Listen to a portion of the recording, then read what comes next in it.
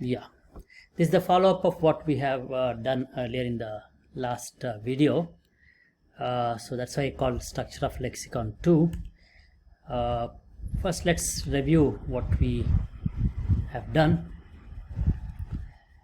We said this is the structure of a lexical item and it's how it inherits.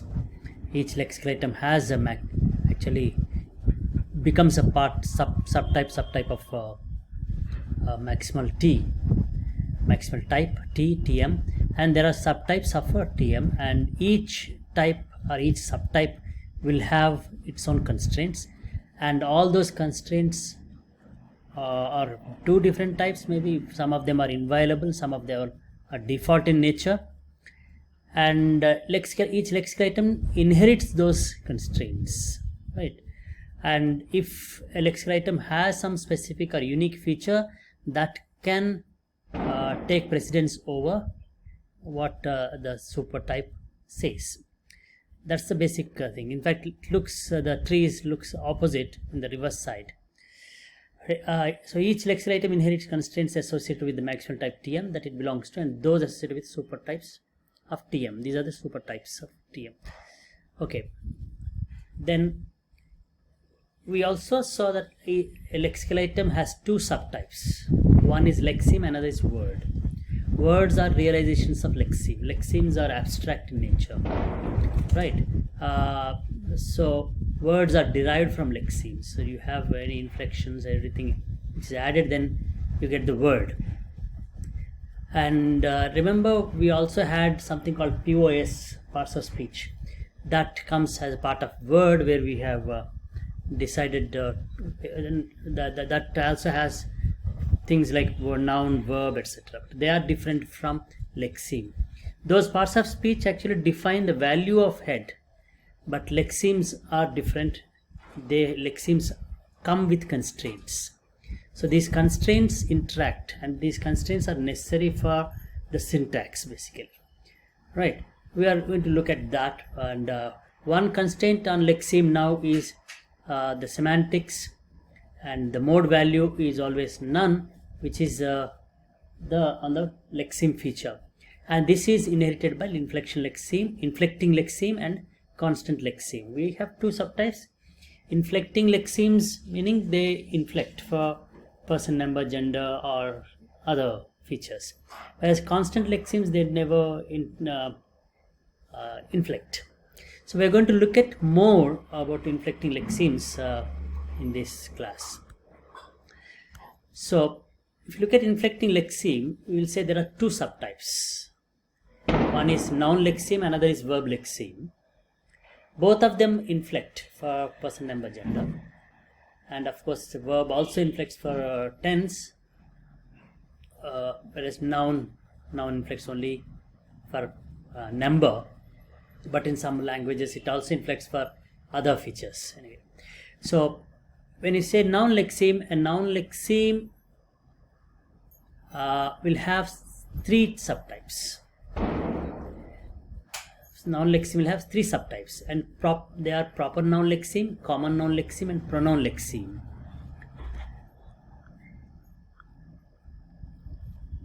Yeah, there are three subtypes. So proper noun is PN, common noun is CN, and pronoun lexeme is PRON. So you need to remember, PN is not pronoun, it is proper noun, whereas pronoun we write pronoun, PRON. And when you say proper noun lexeme or common noun lexeme, pronoun lexeme, all of them inherit features, constraint of inflection lexeme, right, which we have seen here. An inflection lexeme inherits the mode none, right? That is there anyway. Then let's see what actually noun lexeme is, right? Because when you say proper noun lexeme, common noun lexeme, pronoun lexeme, they inherit something from noun. Noun lexeme should have some constraint. So look at the constraint here. The constraint given is here. Noun lexeme has this constraint. The constraint is again a feature set. Remember, it's again an AVM, that is attributive value matrix. Syntax, argument structure, and semantics. Head noun. That means all subtypes of noun lexemes are of head value noun. That's important. And all subtypes of noun lexeme are third person. Remember. So this can be overridden by a specific feature, but this is the default feature which we are giving, right? Inviolable feature. And all subtypes of noun lexemes are anaphor minus, that is, they are non-anaphoric, they are not anaphors. And argument structure is empty. We're saying argument structure is empty for noun lexeme. If there is a noun, a common noun which needs an argument structure, then that will override this and then you get noun. For example, if you use a common noun like destruction, destruction has an argument structure. It needs both specifier and complement. Of course, optional, but they are necessary as an argument in the part of in argument structure. So that's what we are saying, that common noun lexeme may have argument structure which may override this constraint. Then mode is reference. See, noun lexeme has mode reference, but remember, lexemes, all lexemes come with none first. Depending on what subtype it has, the subtype will have its own mode value that will take precedence over that. So this reference now is for nouns. We will look at more about reference later in some other chapter. So this noun lexemes are governed by this constraint. This is a defeasible constraint, that it is overridable by specific features. This says that all nouns are third person and non-anaphoric, and the subtypes inherit this except when it is overridden, right? All subtypes inherit this constraint except they have some specific features which may override this. So this constraint is also inherited by those nouns that are derived by some lexical rule. So when I say nouns, it doesn't mean the nouns which are roots, but nouns which are derived from other words. Like for example, refer is your verb, referral is a noun, right? Or some acknowledgement is a noun. See, when acknowledgement, which is a derived noun, obeys this constraint. That's what it means, right? That's what we are saying. This constraint is also inherited by those nouns that are derived by some lexical rule. Lexical rules we are going to look at maybe in the next class.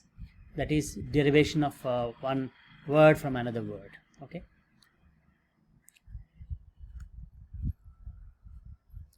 Yes, the same constraint which I gave there, I'm giving it here. We are going to go into details about it. This constraint ensures that all nouns, proper nouns and common nouns have a head value of the type noun and hence bear specifications for case. The moment you say type noun, whatever specification for case will come automatically, though so we are not mentioning it here. And anaphor minus as a default specification for is inherited by instance of noun lexeme, but this value will be overridden by in the entries for reflexive pronouns and reciprocals. When you have an entry for reflexive pronouns, which we have seen in the last chapter on binding theory, or reciprocals, both of them are specified for plus ana or plus anaphor.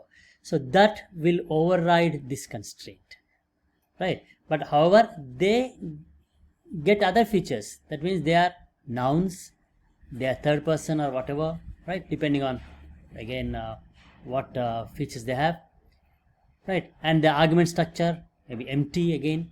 So reflexive pronouns and reciprocals, they inherit the condition, but only wherever they have different values that will override the values given in the constraint. The person third specification will be overridden by certain pronoun lexemes. You might have got a doubt when I said all nouns have third person value. Then how about pronouns? There are pronouns, of course, pronoun lexemes, which are first person or second person, that will override. Okay. Why are we doing this? Because pronoun lexemes are not many. They are finite in number, but nouns are many. So we are taking that into consideration and saying all nouns have third person. So that's how we got the default third. Then the nouns by default have an empty argument structure list. Alright. However, common nouns will also override this constraint. That's what I gave you an example of destruction, or right. If you have encouragement, in all those nouns which are derived, they will have argument structure.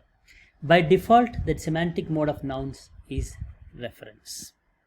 By default, right? The reference may change. We don't know. Right? It may not actually, because all nouns only have reference as such. So there can't be any mode value which may change reference value. So by default, we're getting the semantic mode of nouns is reference.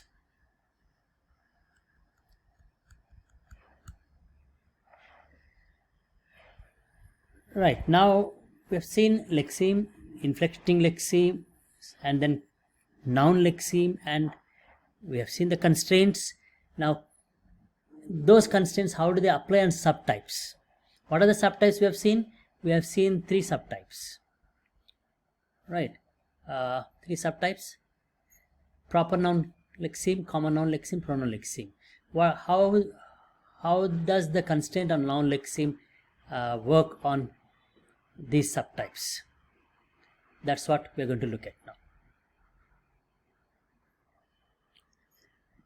Right, common noun lexeme is this. This is the constraint on common noun lexeme.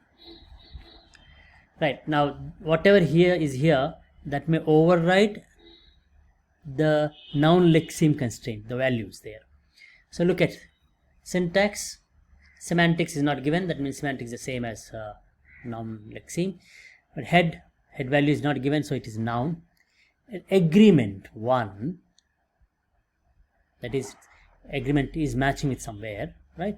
Specifier empty. Common nouns may not have specifier.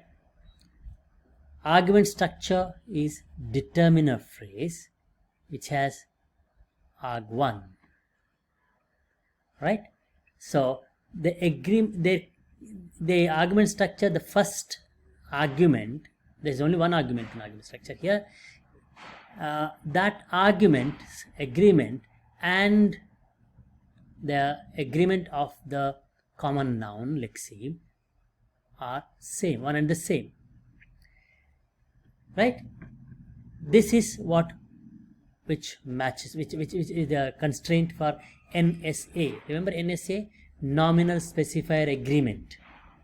You have a nominal agreement and specifier agreement.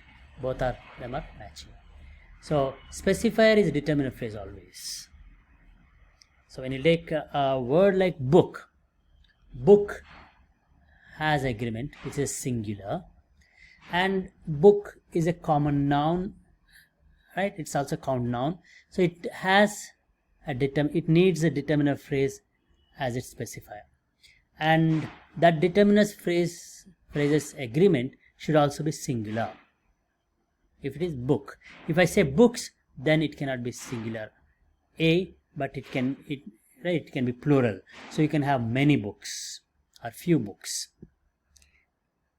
right? So, though we are not giving specifier, it doesn't mean there is no specifier. Noun lexeme doesn't give specifier, it says it leaves empty. Here also it leaves empty, but there may be a lexeme which, right, lexical item which may say it needs a specifier, which needs a complement, etc. So, and if there is a complement, the argument structure will not have only one argument, it will have second argument also. But the first argument has to be determiner phrase. That is what the constraint says. Right. Then look at pronoun lexeme. Pronoun lexeme doesn't have any constraints. It's empty. Proper noun lexeme, it has only one particular value, number, singular. So all proper nouns have to be singular. That's the constraint here. So what is that we are saying? No particular constraints for pronoun lexeme, right? No particular constraints for pronoun lexeme, that is personal pronouns and reflexives. Then proper names are singular by default. Right. You may be wondering why there is no constraint. How about first person, second person, or anaphor plus here? No, they are part of the lexical item. Right. Pronoun lexeme is a type there, and all those words of lexical items, they are included in this. So they may have those specifications, and those specifications override this whatever constraints it has. So pronoun lexeme doesn't have any constraints.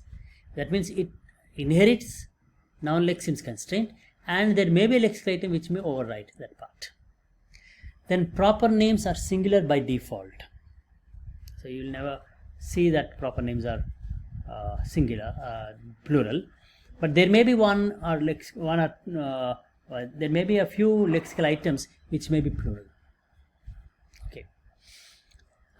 In fact, that's what we saw in the last video, where we said some of the proper nouns have determiners, where the mountain ranges are in plurals, the Himalayas, the Alps, etc. Okay. Then common nouns by default select agreeing determiner phrases as their specifier, thus incorporating NSA and overriding default empty argument structure specification.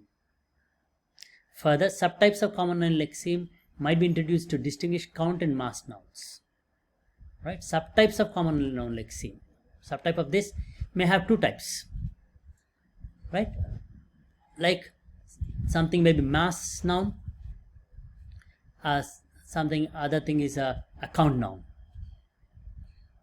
If you have a count noun, it will have a constraint count plus. If it is a mass noun, it will have the specification for count minus. But at the level of common noun lexeme, we are not specifying that. Right? So we don't specify count plus count minus at this level. That is mentioned further when common noun lexeme has two subtypes, count noun, mass nouns. They will have a specification for count plus and count minus. Look at one example here. Book. This is the lexeme or lexical item. Right? What does it have? It's a common noun lexeme. It has syntax of head, noun value, anaphor is minus, agreement it is third person, specifier null, argument structure determiner phrase with agreement 1 which matches, then semantic mode reference. Now look at all these things. All these are inherited from different levels. For example, head value noun is inherited from noun lexeme, even ana minus. But from common noun lexeme, it has inherited this part, right? Agree one determiner. Okay, mode reference is also from common noun lexeme. So this feature, feature structure is inherited from its supertypes. It has inherited all this from its supertypes. So all that remains stipulated. Now, when you do all this, what do you have to give? You need to only give some specific things, unique things to the lexeme book. What is it? You need a phonological form. How is it pronounced? B, U, K. Right? You may have a phonological form somewhere you can give, which will say that B, U, K are the sounds which make up the phonological form. And it may have a particular prediction on its semantic restriction. That is its form and its idiosyncratic meaning, and perhaps also that it selects for a count plus. So on predication, it says book doesn't need any argument structure, right? It is empty argument structure except for determinant phrase, nothing else, no complements. And semantic restrictions, book.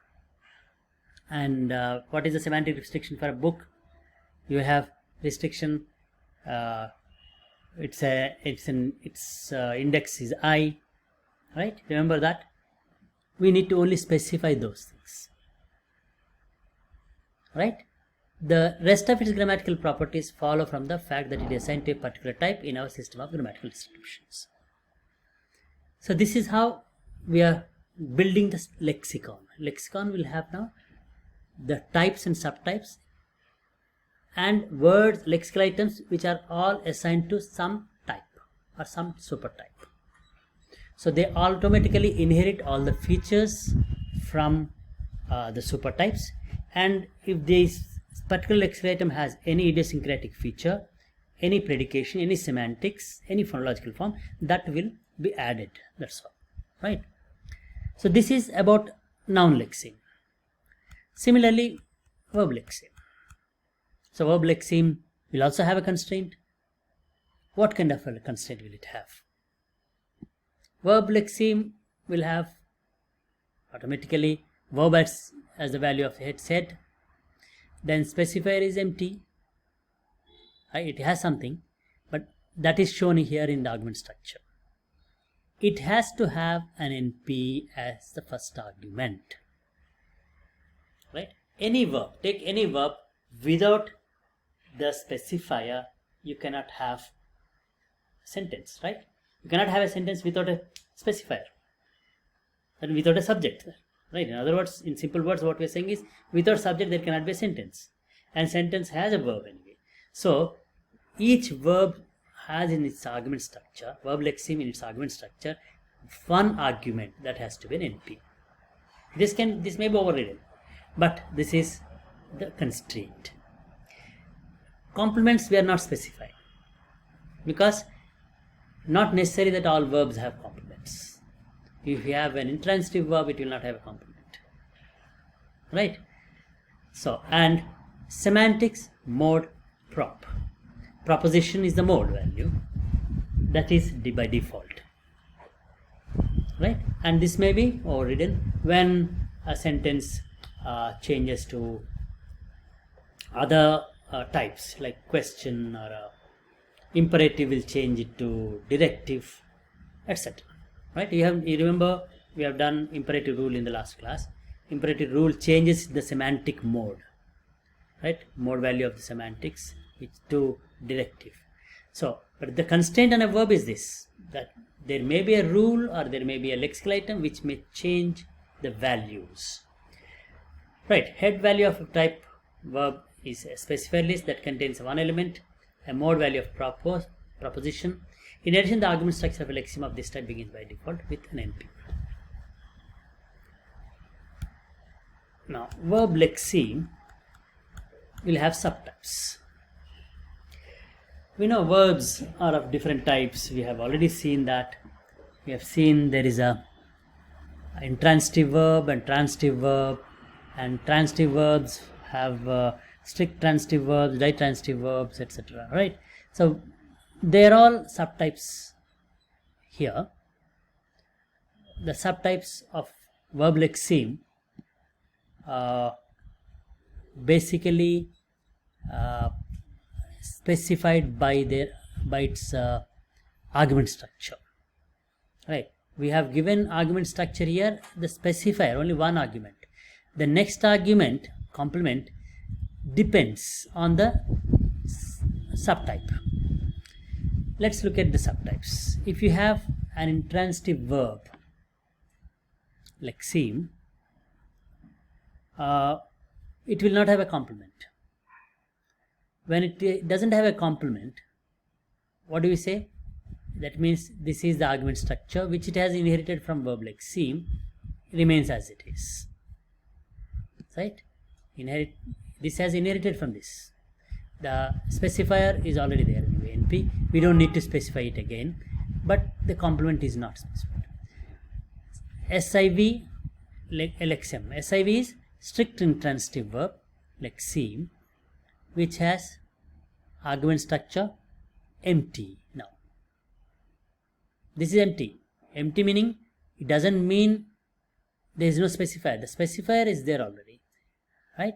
Only the complement which we are talking about, that is empty.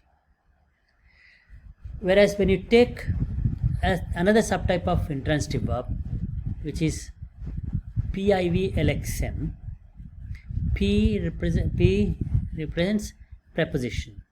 Preposition intransitive verb lexeme will have a prepositional phrase as its complement. Okay, but it's not object. What are the examples? If you remember, rely on, depend on, look at. Right? These verbs always need a preposition with them. So those are the verbs which we are talking about. So argument structure will have the specifier anyway comes from verb lexeme, but it will also have a PP. Right? So PP is the prepositional phrase which will be there with a PIV lexeme. Then transitive verb lexeme. How do we distinguish IV from TV? In fact, IVs do not have objects, TVs have objects. That's what we said, right? So we see that there is at least one NP, at least one complement. That is the constraint on TV lexeme. Right? Transitive verb lexeme will have a specifier which has come from verb lexeme constraint, and then in addition to it, it will have one complement, which is an NP. So any subtype of TV lexeme will have a specifier and NP. Right? Look at that. STV. That is strict transitive verb. Strict transitive verb, right? It says there is a specifier, there is a complement. Does it have a specific constraint on it? No, actually it just inherits from this. Right? It inherits. That's why we are not writing NP here. If we write NP, then that means this NP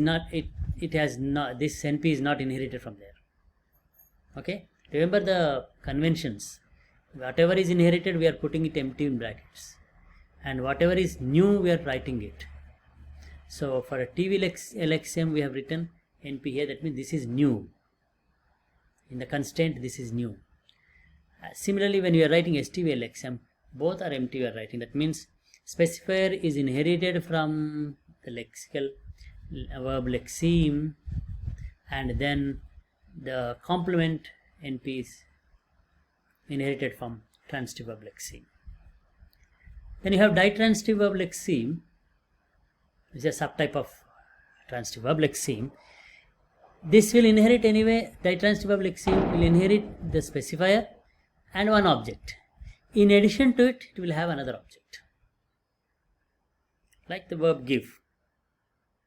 Verb give will have John gave Mary a flower. So a flower is the second object. Right? Without it, it cannot be grammatical. The sentence cannot be grammatical. Right? That is DTV. Then you have PTV. Like PIV, you have preposition transitive verb lexeme. So it will have a third argument, which is a preposition. Preposition phrase. So transitive verb lexeme has three subtypes: STV, DTV, and PTV. PTV will have specifier, an object which has an NP, and a PP. So when you say John gave a flower to Mary, it is the one. Or John asked. No, John asked. Ask will be of this type, right? John told to Mary something, then it will be of this type, right? So we have, or even buy something for somebody. We have a preposition phrase. So what we're saying is now verb lexeme has two subtypes first. Then first subtype will not have any constraint. It just inherits. The second subtype, which is T transitive verb lexeme, inherits specifier but adds an NP. In intransitive verb lexeme have two subtypes. One is SIVL lexeme, which doesn't have any separate constraint, but preposition intransitive verb has a constraint where PP is added. Transitive verb lexeme has 3 subtypes: STV, DTV, and PTV. And STV doesn't have any constraint, but DTV has one specific element, NP, and PTV has one specific element with a PP. So subtypes of verb lexeme distinct by their argument structure specification. Transitive lexeme characterized by argument with VP. DTV, this is STV actually, not no. Okay, this is also correct. DTV with the NP, the third argument. PTV with the PP in the third argument.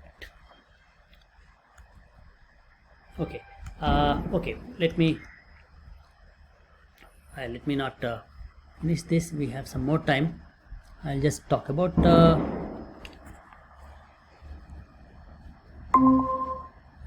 something. Yeah, we have done with inflecting lexemes. Now, when you say inflecting lexeme, there are inflections. Now, let's look at constant lexemes. What are constant lexemes? Constant lexemes do not change. That means they do not have any inflections. The moment I say constant lexeme, you may remember preposition lexeme, because prepositions are not inflected, right? Or you may think of conjunction lexeme, which also may not have, right? And similarly, even adjective lexemes. Remember, we are looking at English. In English, adjectives are not inflected for person, number, gender. Of course, they have a comparative and superlative degree, but not all. But that is not considered as an inflection lexeme, because that does not affect anything. That is not involved in any kind of agreement, like person, number, gender agreement, where a noun agrees with its quantifier, with its determiner in terms of number, person, etc. Similarly, a verb agrees with the subject in terms of person, number, gender, right? But adjective doesn't. Of course, this is in English. Remember, this is only in English. If you are saying in other language like French, an adjective agrees with a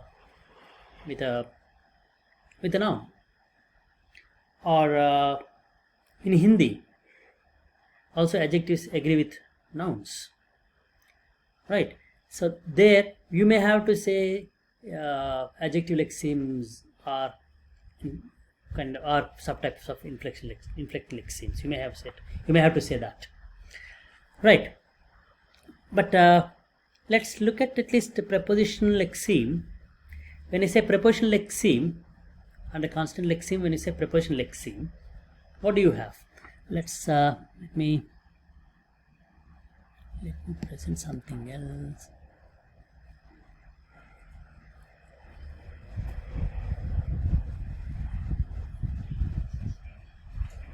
Okay,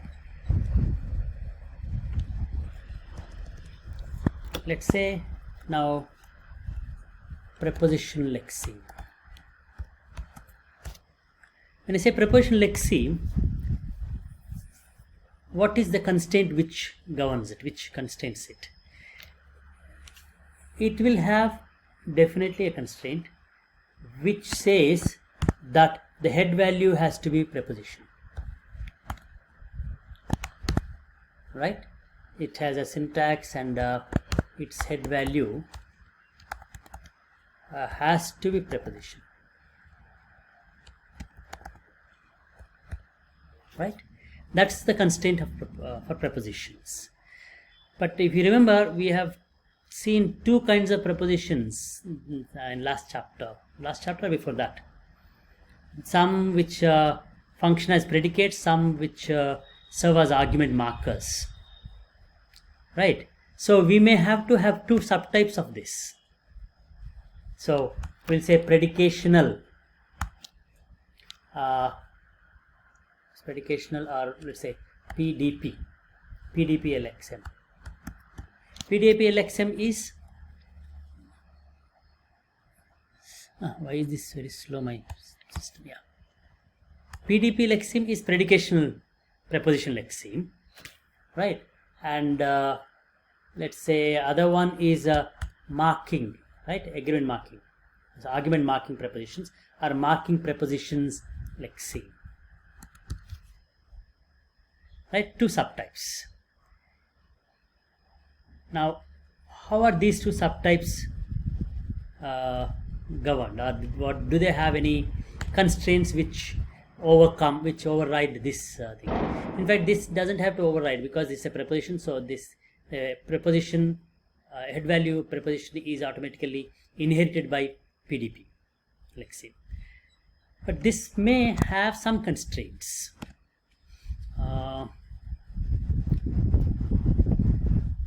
I cannot type everything here, but what we can do is if we have head value is this thing, but it will have a mod, remember, modifier. So if we say mod value is nominal VP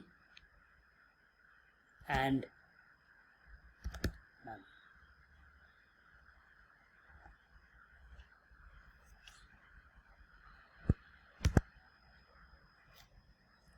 Right, remember predicational phrases, they either modify a nominal or a VP, right, and or they may have none value. These are the three different values a modifier may have. And also they have P object. If you remember this, there will be a P object for prepositions, which will say none because it's a predicational phrase. It's a predicational preposition, right? It's a predicational preposition, so it will have P object none. And then because this is a predicational, it will have its own argument structure, if you remember that.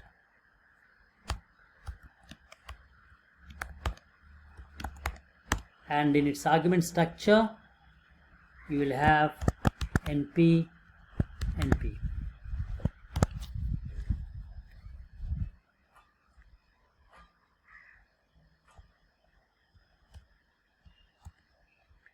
Right? So a predicational phrase, a predicational preposition like C will have a modified value, either it may modify a nominal or a VP or none, and it will have a P object none. It will not have an object as such, P object, because that's necessary for marking preposition. But this will have its own what you call argument structure, NP. Whereas if you look at marking preposition like C, its mod value will be none always, because it doesn't modify,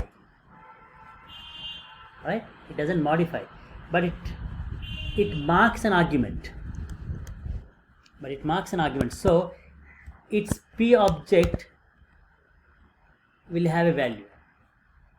It will have a value. This is the index. I'm not putting it in box. Okay, this is the index value, and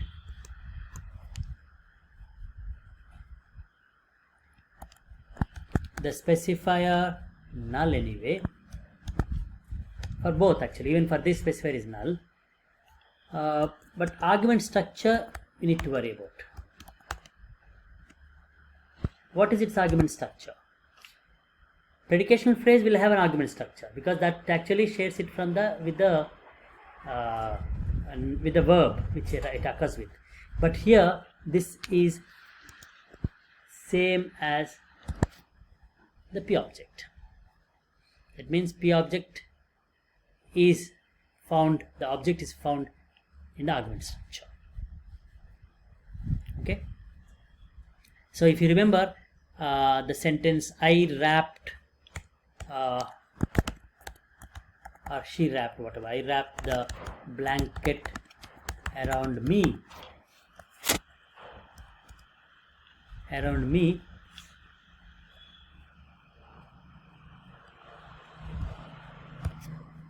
Right, its Now this is functioning as a marking prepositional lexeme.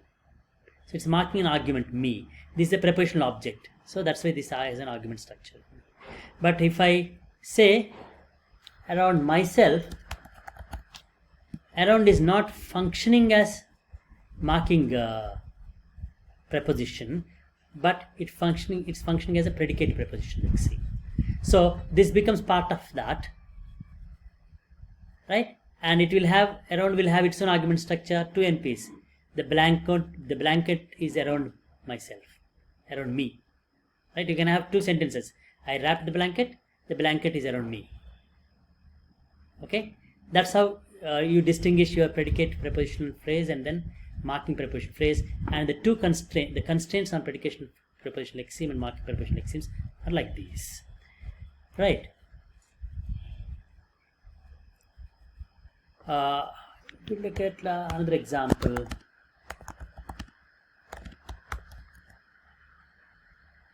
No, not this.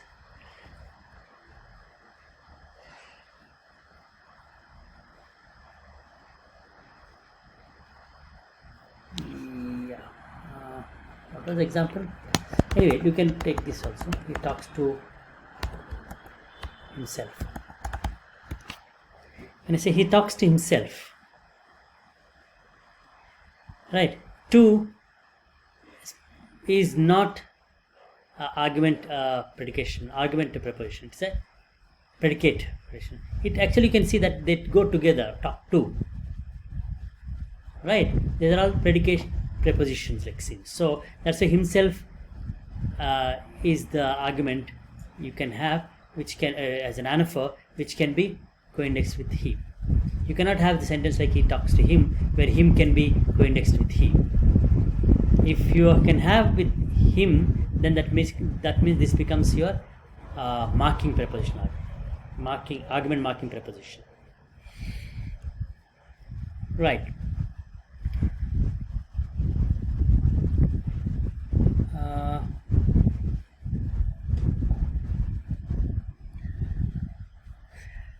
The other two types, adjective and then conjunction, also has a constant lexemes. Basically the constraint is only head value adjective and head value conjunction. The types of adjectives, we will look at that later, but we haven't seen that, so we are not looking at the subtypes of adjective lexeme. Adjective lexeme. Okay. Then one thing which we need to remember is, I have already told you that parts of speech and lexemes are different. POS category and lexeme are two different types. Under POS you get noun, verb, adjective, etc. But they are only values of the head values of lexemes, right? But lexemes are different. They are abstract elements. That's what we need to remember.